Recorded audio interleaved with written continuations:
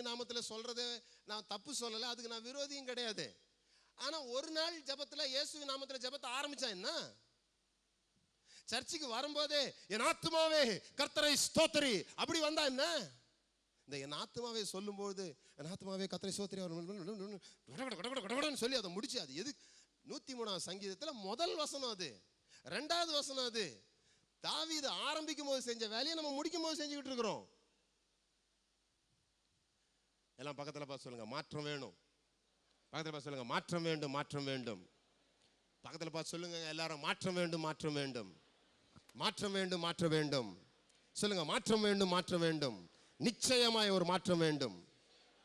யுத்தம் ஒன்று வருகின்றது, கத்தியின்றி ரத்தமின்றி. நான் சொல்றேன், எழுப்புதல் எப்போ வரும் தெரியுமா? சபை என்னைக்கு ஆடி பாடி துதிக்குதோ அன்னைக்கு தாங்க எழுப்புதல் வரும். நீங்க பாட்டு பாடும்போது உங்க சபையில டான்ஸை ஒத்துக்கலனா நீங்க இப்படியாவது பண்ணுங்க, இப்படியாவது பண்ணிட்டு இருங்க. இப்படியே இந்த சிலை மாதிரி நின்று. இப்ப யோசித்து பாருங்களேன், கணவன் மாட்ட நான் ஒரு கேள்வி கேட்கிறேன். நீங்க சாரி எடுத்துட்டு வந்து கொடுக்குறீங்க, நீங்களே அவங்கள கடை கூட்டு போகாம, புரியுதுங்களா? நீங்க சாரி எடுத்து கொடுக்குறீங்க, இவங்க எப்படி வாங்குவாங்க? ஏங்க, எனக்கு தான் பச்சை கலர் பிடிக்காதுன்னு தெரியுமே, அதை ஏன் வாங்கிட்டு வந்து நீ? அப்படின்னா அர்த்தம் என்னன்னா, என்ன கூட கூட்டு போயிருக்கலாமே, நான் எல்லா சாரியும் பார்த்துட்டு ஒரு சாரி எடுத்திருப்பேனேன்னு அர்த்தம். இதே மாதிரி ஒவ்வொரு முறையும் சொன்னா நீங்க ரொம்ப ஜாலியா அடுத்த முறை ஒரு பொருளை வாங்கிட்டு வருவீங்களா, இல்ல பொருள் வாங்குற ஆர்வம் குறைஞ்சிருமா? திடீர்னு நீங்க உங்க வீட்டுக்கார்ட்ட கேட்குறீங்க, ஏங்க நீங்க என் மேல அன்பா இருக்கிறீங்களா அப்படின்னு கேட்குறீங்க. உடனே அவர் பதில் சொல்றார், ஆமா அன்பு இல்லாம தான் நேற்று கடைக்கு போய் சக்கரை வாங்கிட்டு வந்தானாக்கும். அடுத்த முறை கேட்பீங்க அவர்கிட்ட. சிஸ்டர்ஸ் மீட்டிங்ல என்ன தெரியுமா பேசுவீங்க? அந்த மனுஷனுக்கு ஒரு உணர்ச்சியும் கிடையாது, ஒன்றும் கிடையாதுங்க, ஏதோ கல்யாணம் கட்டிட்டு மேலும் ஓட்டிக்கிட்டு இருக்கிறோம். அதே அவர் வந்து என்ன கேட்ட, உன் மேல அன்பா இருக்கிறனா, கடல்ல எவ்வளோ தண்ணி இருக்கோ, வானத்தில் எவ்வளோ நட்சத்திரம் இருக்கோ, அவ்வளோ உன் மேல அன்பா இருக்கிறேன், இப்படி சொன்னா எப்படி இருக்கும் பாருங்க. நம்ம எல்லாம் சூப்பர் டூப்பர் பரிசுத்தவான்களாகி குடும்பத்தை விட்டுட்டோம். இப்போ குடும்பத்து மேலாம் அவ்வளோ அக்கறை காட்டுறது இல்லை. என்கிட்ட ஒரு ஊழியக்காரர் வந்து பேசிட்டு இருந்தோம் சொன்னார், நான் இப்படியே வெளியே போயிடுவேன் பிரதர், 15 நாள் அங்கே இருப்பேன், 15 நாள் இங்கே இருப்பேன் அப்படி சொல்லிட்டு இருந்தார்.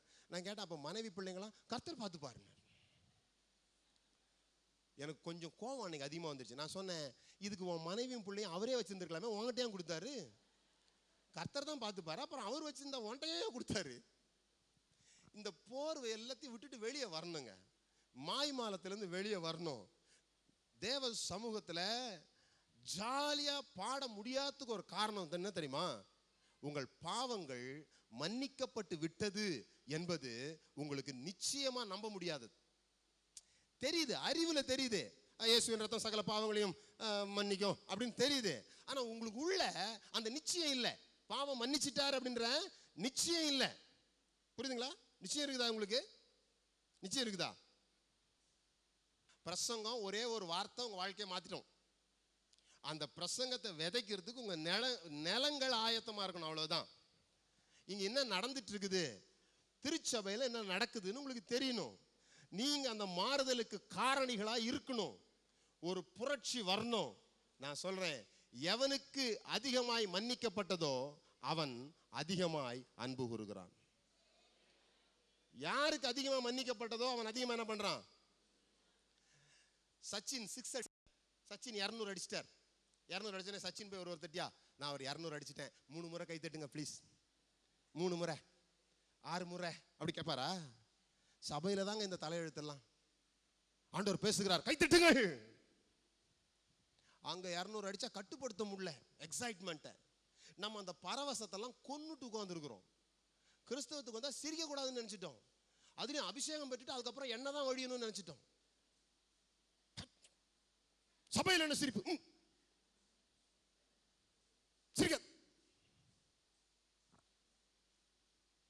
பைபிள் சொல்லுது, என் ஜனத்தை ஜெப ஆலயத்திற்கு கொண்டு வந்து அவர்களை ஓ என்று அழ பண்ணுவேன். எனக்கு ரொம்ப பிடிச்சிருக்கு உங்களை. இப்பமே நீங்க கத்துக்கிட்டீங்க என்ன எப்படி பிரசங்கம் பண்ண வைக்கிறதுன்னு. நீங்கள் கை தட்டிட்டீங்க, நான் பிரசங்கம் பண்ணிட்டேன்னு அர்த்தம். ஒரு 6:45 போல் குறைச்சிக்கோங்க, இல்லைன்னா 7 மணிக்கு அதிகமாகிடும். நான் எப்போ நிறுத்தணும் எப்போ தொடரணுன்றது இப்போ என் கையில் இல்லை, உங்கள் கையில் தான் இருக்குது. ஓகேவா? சீக்கிரம் நான் முடிக்கணும் அப்படின்ற மாதிரி இருந்ததுன்னு வச்சிங்களேன், நீங்கள் எல்லாரும் அப்படி ஒருத்தராக அப்படி ஆனீங்கன்னா நான் கண்டுபிடிச்சிருவேன். ஓகே, முடிக்க சொல்கிறாங்க போல் இருக்கு. பேப்பர்லாம் எழுதி அனுப்பாதீங்க, சீக்கிரம் முடிக்கவும் அதெல்லாம் வேணாம். நீங்கள் முகத்தை பார்த்தே நான் கண்டுபிடிச்சிருவேன். ரைட். 1998 நான் ஒரு கொஞ்ச நாள் உபவாசம் பண்ணி ஜெபம் பண்ணி கொண்டு வந்தபோது ஒரு நாள் ஆண்டவர் என்கிட்ட தெளிவாக சில காரியங்களை பேசினார். அப்போது நான் பல வகையான ஊழியங்களை செஞ்சு கொண்டு வந்தேன். என்னுடைய ஊழியத்தை ஃபோக்கஸ் பண்ண விரும்பினேன். அதுக்காக ஜெபம் பண்ணி கொண்டு வந்தபோது ஆண்டவர் சொன்னார், தேசத்தை விடுவிக்க சபையை உயிர்ப்பி. Revive the church to deliver the nation. இந்த தேசம் விடுதலை ஆகணும்னா சபை எழும்பி ஆகணும், சபை உயிரடைஞ்சாகணும், சபை செத்து போன நிலைமையிலிருந்து மேலே வரணும். A.W. டாசர் அப்படிங்கிற ஒரு ப்ராஃபட் இப்படி சொன்னார், சபை ஒரு தூங்கும் ராட்சதன். இந்த சபை என்னைக்கு எழும்புதோ அதுக்கு முன்பாக ஜனங்கள் நிற்க முடியாது. ஹல்லேலூயா. எழுப்புதல்னா என்ன தெரியுமா உங்களுக்கு? எழுப்புதலுக்காக யாரெல்லாம் ஜெபம் பண்றீங்க? கை வைத்துங்க பார்க்கலாம். எழுப்புதல்னா என்ன? நான் ஒருத்தர் கேட்டேன், எழுப்புதல்னா என்ன அப்படின்னு. எழுப்பி தள்ளுறது அப்படின்னாரு. நமக்கு பாருங்க, எழுப்புதலுக்காக ஜெபம் பண்றோம், ஆனா எழுப்புதல்னா என்னன்னு கேட்டா தெரியாது. எழுப்புதல் நிறைய பேர் ரட்சிக்கப்படணும் அப்படின்னு. எழுப்புதல்ன்றது சபையுடைய வார்த்தை. எழுப்புதலுக்கு ஹீப்ரு வேர்டு சாயா. என்னது? ஹிந்தியில டீக்கு பேரு சாயா, கிரீக்ல அனசப்போரியா.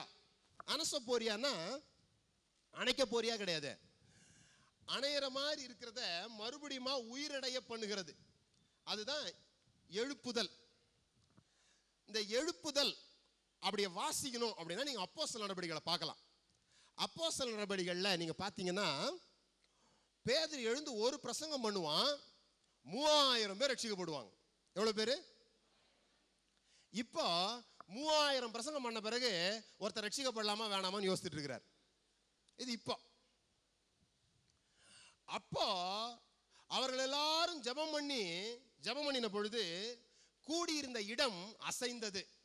இப்போ அவர்கள் எல்லாரும் ஜெபம் பண்ணி இடத்தை விட்டு அசைகிறார்கள். முன்னால இருக்கவங்க பின்னால போறாங்க, பின்னால இருக்கவங்க முன்னால வர்றாங்க. இடம் அசைய மாட்டேங்குது. இவங்க இடத்த விட்டு அசைஞ்சிடறாங்க. எல்லாம் அபிஷேகம்லாம் முடிஞ்ச பிறகு பார்த்தா இங்க இருக்கிற ஆள் அங்க நிக்குது, அங்க இருக்கிற ஆள் இங்க நிக்குது. இது வேற எழுப்புதல், அது வேற எழுப்புதல். அங்க எப்படின்னா, பேதுருவும் யோவானும் அந்த முடவனை பார்த்து போகும்போது அவன் அவங்கள அண்ணாந்து பார்க்கிறான். இவங்க சொன்னாங்க, பொன்னும் வெள்ளியும் எங்களிடத்தில் இல்லை, எங்களிடத்தில் இருக்கிறது எங்களை நோக்கி பார். என்ன சொன்னாங்க? சத்தமா சொல்லுங்க. என்ன சொன்னாங்க? என்ன சொன்னாங்க? சத்தமா என்ன சொன்னாங்க? நாம் என்ன சொல்றோம்? எங்களை பார்க்காத, நாங்க ஒரு மண்ணு, நான் ஒரு புழு, நான் ஒரு தெள்ளு பூச்சி, என்கிட்ட ஒன்றும் இல்லை, அவரையே பார். பேதுரு யோவான் என்ன சொன்னாங்க? நாம் என்ன சொல்றோம்?